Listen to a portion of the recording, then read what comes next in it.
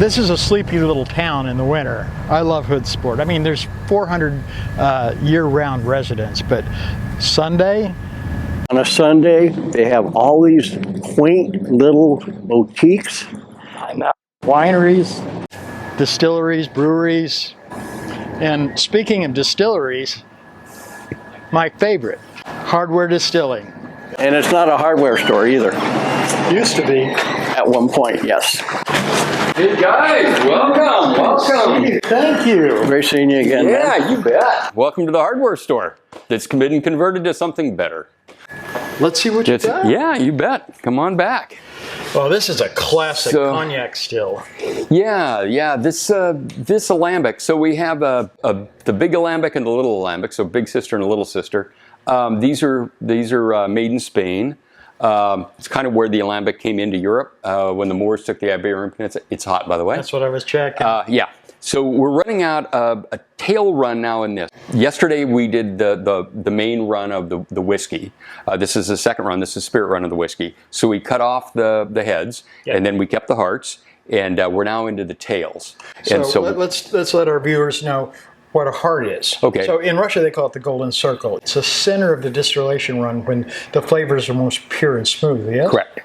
And the tailings are? The tails, or sometimes called faints in Scotland, they're where heavier compounds come through and you've got a higher boiling point, so you've got a lot more water and you've got a lot more flavors. Now some of those are good and some of those are bad. Right. And so what we tend to do is maybe throw a little bit in, but we don't. We're kind of purists of the heart cut. Partly because we're only going to be barrel aging this for about 3 to 4 years. And when you have a relatively short barrel time for malt whiskey, you need to have really a narrow heart cut. And so our head cut and our tail cuts are bigger than most runs. And we save those in these tanks. Stainless steel, of course, once you've distilled, you want to go into something neutral. So either glass or stainless. And if it was glass, I would break it in a day. So even stainless, I didn't. And I thought it would be cool to use those old milk carton, the milk cans. I like it. Because they're really neat. Well, the problem is they're cool. So if they're cool, they're really, really expensive because they're not really used for milk anymore. Right. Luckily, Italy still loves their olive oil. So these are olive oil storage tanks from Italy called Super Fustinas. Well, I'm not going any further till we find out what's in this bottle. What you got here? Okay, so what we're doing in this still is we're doing the tail runs of our whiskey. So this is the hearts run after 3 years. So the way we do it is each one of our batches is roughly 15 gallons in our hearts. We take that and put it in a 15-gallon American white oak barrel that's been used before by another of our products. After 2 years, we'll blend 2 15 gallons into a 30-gallon barrel to give it another year resting in a bigger space. Yeah. The volume to surface ratio is great at the beginning, but not so much towards the end. You want a little bigger space to breathe. Yeah. So that's what this is. This is our malt whiskey. Now, there's some complications because this is an used barrel, which is Scottish tradition. American tradition is new barrel, so we're still working on the classification. We want to call this the new American single malt. And as well you should.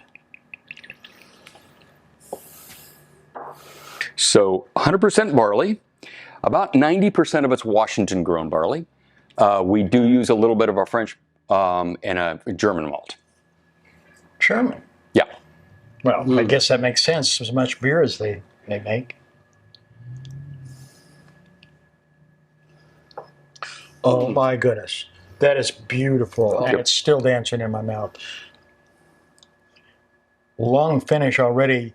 Initial almost sweetness with the sort of full-bodied center. I don't know how you would describe it. Well, I would say full body, but it has another taste that's rolling around in my mouth right now. Well, it's coming up. Remember, the tradition of Scotland is that whiskey is a song sung by different singers. Correct. The main singer is the liquid. The second singer is the barrel. The background singers are anything that was in the barrel before, in the previous use. That's why when you go to Scotland, you will get a finished barreled whiskey, like a sherry is very popular, Right. Sherry, or port. Madeira, port, any of those to give more flavors into the end. They have a little sweetness. Yeah, because these held, the barrel that before this was our bee's knees, which is a distilled mead. So That's there's a little bit of the honey notes that come in. But it's so subtle, and yet it finishes on a really nice note. Yeah. In fact, I can barely remember. I better try it again. Is that what you have here? No, that one you can certainly tell by the color. Yeah. This is our coffee liqueur. Ah. So the base of this is our Mary Cherry Bee's Knees. So it's 80% honey, 20% cherries, double distilled and barrel aged. When it comes out of the barrel, then we will start the process of making liqueur out of it, which is we're going to add some flavor and sweetener to it. So the flavor is cold brewed coffee from the guys down the street. Other flavors are vanilla beans. And then we're going to finally sweeten it with a simple syrup of brown sugar. So when I was doing this one, I was always falling into the trap of Kahlua as the classic coffee liqueur. Right. Too heavy and thick for me. So rum-based. And so I wanted something a little more drinkable just right off the start. So this ends up at about 31% alcohol, so pretty high for a liqueur. 62 proof. But on the rocks with a little bit of milk as an afternoon iced coffee, works out really well, and that's kind of what I designed it for. Okay. And then we actually had a person whose ancestry was from Armenia, and she said, well, her grandmother always put cardamom pods in her coffee. So we actually make a cardamom aquavit, which is Scandinavian, I know and we put that in that, and it's great. You add a little cardamom to the coffee, and you add another layer to it. So we'll try that later on. So this is our combination. It's a fractal column still. So it's designed, you can bypass the column, so you can make it a simple pot, or you can go through the column, which we're doing today. This is a vodka run I started yesterday, and I'm still not, tank here is kind of slow, so she takes a while. So this is, so this is an oil double tank, so the outside is heated up in oil and the inside tank. So we do 14 or 16 different SKUs, but they're really families of products. So we do 2 malt whiskey based ones, our whiskey and our Jenever style gin, our Dutch gin. And then everything else is on that pear based thing, except for our meads, which we ferment in those, they're called brutes because calling them trash cans is not cool.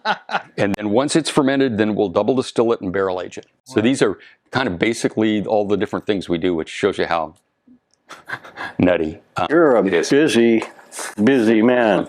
This is a beautiful label. Mm-hmm. My wife does all the watercolors for the labels, and that is a burrowing owl from eastern Washington.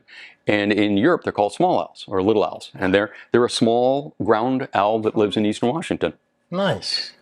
So, and yeah, we do get a lot of people who buy things for the labels.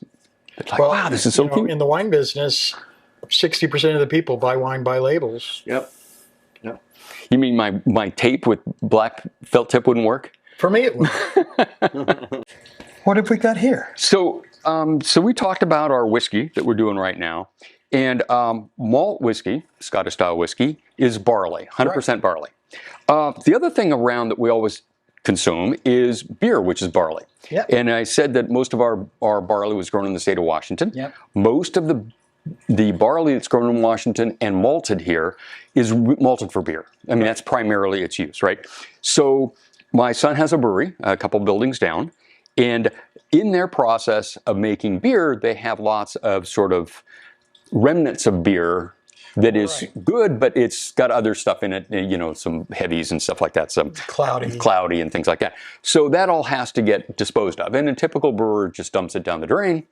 We're on septic here near the canal, and so we can't do that. We just can't overload our septic system or hurt the canal. So what we do is we take that and settle it in a tank to get rid of all of the heavy stuff, and then we take the liquid and bring it here. Now it's beer, so it's got hops in it, it's got everything else, and then we distill it as though it's a whiskey.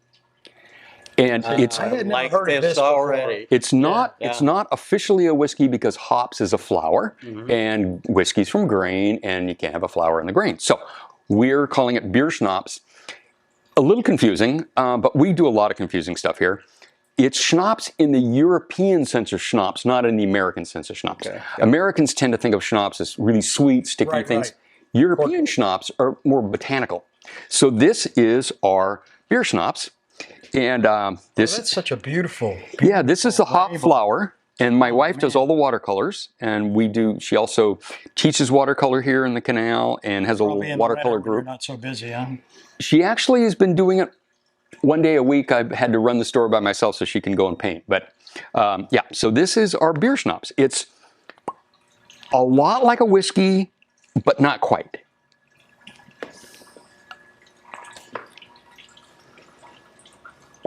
And you can see it's much lighter. It's only been in the barrel about a year because the barrel giveth and the barrel taketh away, and we didn't want it to taketh away too much of the hops.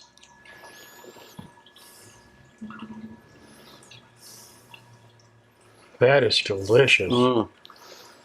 And correct me if I'm wrong, but there's a little honey sweetness in You there can taste the honey. from the barrel. The barrel had previously had our bee's knees, which is another product we do that nobody else does, and that's distilling a mead. Which is, I've never heard of such a thing, and I've heard of a lot of stuff. We had some issues with the federal government. I wanted to call it honey brandy because often meads are called honey wines, right? Right. Which is wrong. It's not honey wine because honey, you can't make wine out of honey. Wine's from fruit. And that's what they told me. Brandy's made from fruit. You cannot make wine from brandy or, a brandy from honey. So I said, oh, okay, what can I call it? Typical government. We can't tell you what you can call it. We can only tell you what you can't call it. So you come to us and say what you want to call it, and we'll say yes or no. And each one of these cycles takes about 6 to 8 weeks. And so we thought, we haven't got time. What's the default? They said, oh, the default is a distilled spirit specialty. I said, okay, cool. Oh, by the way, if you say that, you must put on the front of the label what you have in there if it's over 5%. Well, luckily, only 2 ingredients, honey and fruit. The problem is somebody reads a label that's honey and fruit, and they're going to be real surprised because it's more like a whiskey than anything else. It is a whiskey. Yeah. Well, as far as I'm concerned. Yeah. So, You're not the federal government. No grain. thank God. It's not whiskey. And I think the funny thing is that, and this is our plum. I know it B because I'm an engineer, plum bob. That's why.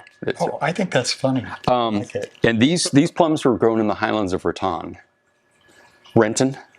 Yeah, a friend of mine's backyard.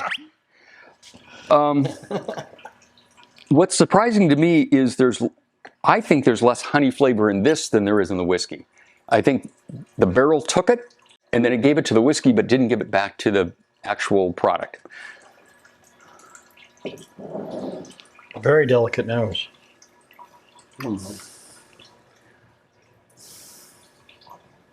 Boy, the plum's right there. And you're right. You don't catch the honey till 5-6 seconds in. Yeah, That's nice. with the plum, it's almost sliding to a sweeter version of a Slivovic Right. in a way. Right. That plum brandy in the Yeah. Central Europe. Yeah. Yeah, and they vary. Some of them really pick up a lot of barrel age, and so they're bourbony because of the barrel. It's a real interesting product. We use it in all kinds of stuff for Manhattans and old fashions and that kind of a spirit. Oh, yeah. Wow. A pear-based vodka distilled with plums and finished in mead casks. We got a lot of complexity going on here. Yeah, it's yeah, we do a lot of strange things. I like strange things. Yes. Yeah. The other thing we do, and part of it is our location being in a kind of a tourist town, Yeah. that we needed to be flexible in what we make. Plus, we're interested in a lot of things. So the other thing we really like is botanicals, right? So gins, and in our case, aquavits. Aquavit. We do 2 different kind of gins, and we do 4 different kind of aquavits. And aquavits are fun because you get to introduce people to things they've never heard of before. Right. And to me, it's a more fascinating spirit than gin because caraway, the herb for aquavits, is subtler than juniper, which allows for a real great variety of aquavits, where gins are kind of restricted due to the density of the juniper. Dry gins. Juniper slap you in the face. That's a lot of. We don't do a London dry gin. Okay. we do a gin made from a brandy of pears and cranberries, and we do a Jenever style gin made of whiskey, which is the old Dutch gin. I haven't had one of those in 30 years, so Oh, maybe we'll have to re-wet my whistle. yeah. Let me grab them. So, I don't know where so we're going to try 2 gins. Krabby Jenny. Now, we were going to make a series of gins, and we still might, given some time, to reflect the Hood Canal, which is really a fjord, right? So It is. this is, we think of as kind of a sweeter gin. It's made from cranberries and pears as the base spirit, highly distilled, so it's a neutral brandy, then redistilled with herbs. And we think of it kind of on the sweet side, so it goes with the sweeter foods of the Hood Canal, like crabs and shrimp. That's why we call it Krabby Jenny, not because we think somebody's crabby. Although, it's a picture of the crabbing back. Sheet looks pretty stern. Oh, yeah. This is a photograph of back in the turn of the century, the last century. I now have to, I'm old enough to say, no, not this last, but the last century. Yeah. God. Mm. Oh. Oh, that's delicious. It's subtle. Well, It's very subtle. if you think of gin as a painting, a London dry gin is a white canvas with color splashed on it, right? Right. This one, you've already painted the canvas a little bit. So when you splash the colors on them, they don't pop out at you. They don't hit you as hard. So everything's a little softer and a little more muddled. But I like the approach kind of creeps up in the flavor. It's probably 2 or 3 seconds before the full flavor hits. Exactly. And I mean, it's subtle. It's delicious. Exactly. I like everything I've tasted so far. Yeah. Yikes. And the nose. Oh, I know. And it's not like a classic gin. It's not like so many gins out there. There's maybe 2 that have equal botanicals, and they're not the same botanicals. So, This is our Jenever. Now, we're calling it our gin because of the old wives' tale that oysters are best served in the month with the letter R. I've heard that. And the Hood Canal is famous for oysters. Yes. And we actually, this is a malted barley-based gin. So we take half the barley to Hama Hama Oyster Company, and I smoke it in their oyster smoker. So that when I make my whiskey, there's a little back smokiness to it, But it's subtle. to then redistill with the herbs to make it this Jenever. Well, a Rausch beer, which starts with R, is done with smoked grains. Ah, That's the way that they made all beer up until the mid-1700s. And then they discovered they could dry it in an oven, and that went away. ah. That was totally different. Completely. Rounder and fuller in the mouth. Mm-hmm. Beautiful botanicals. A little bit of alcohol right in the beginning. It's not hot, but that finish, it just goes on and on. It keeps going. I love this. It keeps bouncing in the mouth. Hitting all those different taste receptors. Yeah. This is fantastic. Well, So now we have to go to Scandinavia. oh darn. Okay, so my Scandinavian friends say the proper storage for akavit is in the snowbank on the way to the hot tub or sauna. So I keep it in the freezer. That. I do too. The base for this is our vodka, or eau de vie. Caraway is the required herb. Right. Different akavits are one type of spirit, but there are really lots of spirits. They range anywhere from very herbal to pretty light. This one I think is my light one. This is dill. This one I kind of think of as a smorgasbord style akavit, to where its main job is to cleanse the palate between the pickled herring and the smoked salmon. That's a hell of a job.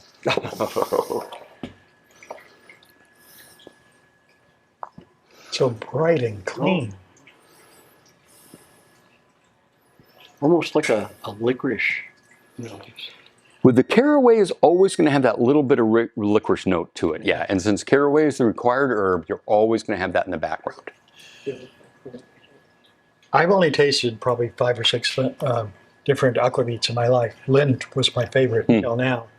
This is now my favorite. Oh, man. Ah, It's beautiful. Oh, man. It's full. It's round. It's and the flavor just creeps on up. Yeah, it keeps bouncing. I'm beginning to notice that might be your style, which is nothing slap you in the face right away, but it gets into it slowly. Everything but the last one. Yeah, it is. We tend to like, I like to look for the flavor rather than have it hit you in the face. And then depends on your sensitivities of things. So people have certain real strong sensitivities to things that I've noticed. And probably it all stems from, freshman or sophomore in college, or some people in high school. But, gin is one of them, right? Juniper is like, oh, God. It seems like anise is another one. Anise tends to be a spice that very few people like, oh, yeah, kind of, it's more like, ugh, or they really like it. And so this one has that anise and fennel and orange peels and cloves. So this is quite, in my mind, a very traditional profile of akavit, very licoricey, sort of the digestif at the end of the meal. But boy, there's some people who find it too much in your face. Really? I don't. I like it. It's not ouzo by any means. No, it's not ouzo by any means. Nothing bad about ouzo, though. Subtle. Very subtle. But it's all right there. And again, the full flavor profile doesn't hit for 3 or 4 seconds. I like your stuff. Yeah. This is good.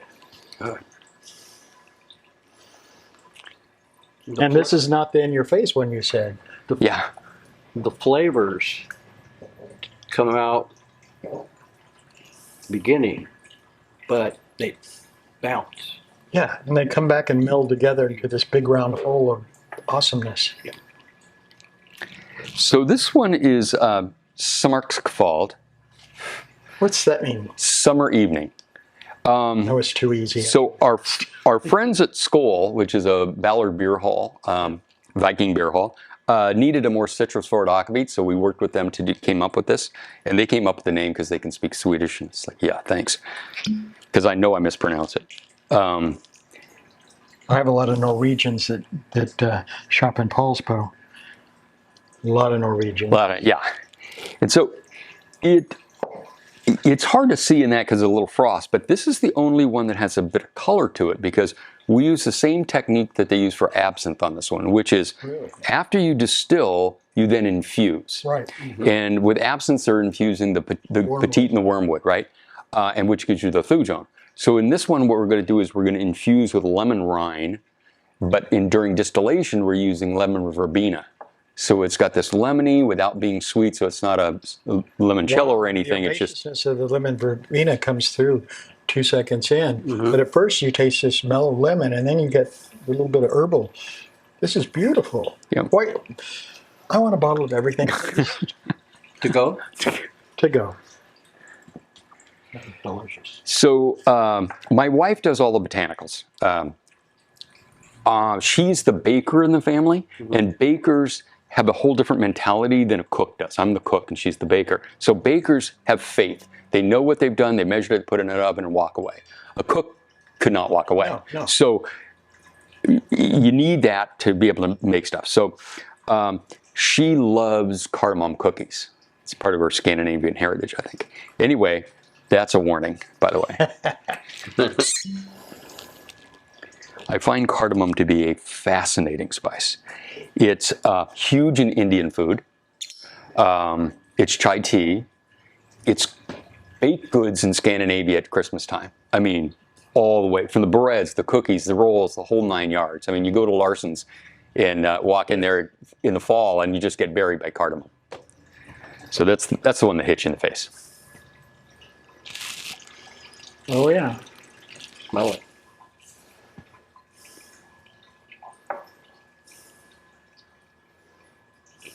Again, beautiful. And I was expecting something that was out of balance when you said it hit you in the face. No, this is beautifully balanced. Yeah. And again, it's probably 4 or 5 seconds in before the full flavor hits. Very subtle. I like this. Very I like subtle. everything. Darn. So those are our botanicals. And then after the botanicals, after about 4 years here, people would always say, don't you have anything sweet? And, I was tired of saying, we're a distillery, we don't do sweet. So we did sweets. And that's actually what this is. This is a coffee liqueur made from the base alcohol for all of our liqueurs are our bee's knees, which is our name for our distilled mead. So they've been barrel aged. So when you start with what I think is a good spirit, why do you want to bury it too much with the flavor and the sweetener? So all of ours are a little subtler on the flavor profile that we're going to go into. My first one, being a Northwesterner, is coffee. Of course. So what we do is we have a very good coffee shop here in Hoodsport. They do a bunch of different really good blends, and Zoka in Seattle roasts for them. They're not a roaster here, but they will put up the blends of beans that they want to use and roast. And so they do a product they call Highway 101. We took that, cold brew it, add it to our cherry bee's knees, throw some vanilla beans in, and then we make a simple syrup of brown sugar to sweeten it. That's a lot going on. So what I'd like you to do is take a little sip, and then we're going to modify the other half by putting a splash of cardamom aquavit in it, because the spice cardamom in coffee is Eastern Mediterranean. You were an alchemist in a former life, weren't you? So this runs around 31% alcohol. So as a liqueur, it's quite high alcohol-wise. Oh, But it was, I intentionally wanted it to be a cleaner, lighter spirit than a typical Kahlua type thing. So you'd naturally end up higher alcohol.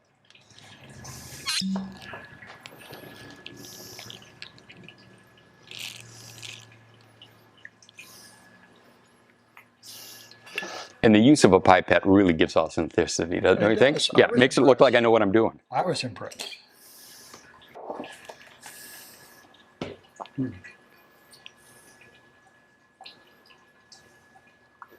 That transforms it entirely.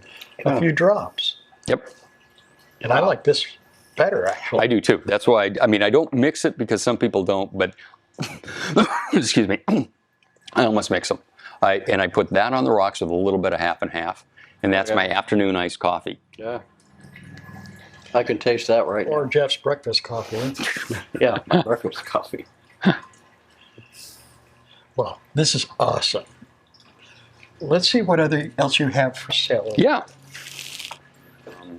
And this was the original sort of floors here that we had refinished. Back when it was a hardware store, right? Back when it was a table supply store. It was the Canal Table Supply Store back in the 30s. Wow. And then evolved into a hardware store in the 90s. But you'll notice a bunch of little dots all through the floor. Those are from the cork boots of the loggers. Because in the old days, they would wear their cork boots all the time and coming in to buy their stuff and destroy the floor.